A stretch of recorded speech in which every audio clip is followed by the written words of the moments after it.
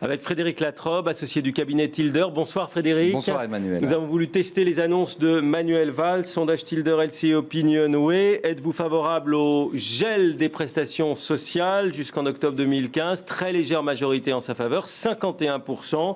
Pour ce qui concerne, vous allez le voir, le gel du salaire des fonctionnaires, du point d'indice, oui à 56%, une majorité un petit peu plus nette. Oui, ces annonces ont fait l'effet d'une douche froide. Jusqu'alors, on parlait de la mise en œuvre du pacte de responsabilité et de solidarité à travers la question de son financement. Et c'est François Hollande qui était au cœur des interrogations. Depuis mercredi, le gouvernement est sorti du bois et c'est le Premier ministre qui a porté la séquence de communication avec déjà deux conséquences à deux échelles.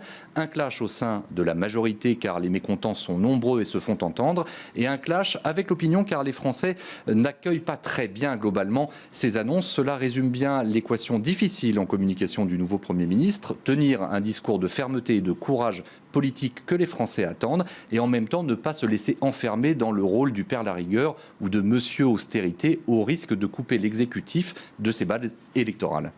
Autre sujet balayé par le Premier ministre, mais qui a fait la polémique cette semaine. On en parlera d'ailleurs dans un instant avec Laurence Parisot.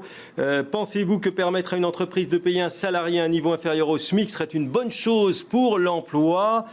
Oui, 21%. Non, c'est sans appel, 78%. Visiblement, Emmanuel, il y a des totems et des tabous auxquels la société française ne souhaite pas toucher. Le SMIC en fait partie. Et pourtant, cette idée proposée par le président du MEDEF avait le mérite de nourrir un débat qui avait été initié par un socialiste, Pascal Lamy, dont on avait d'ailleurs parlé pour occuper Bercy.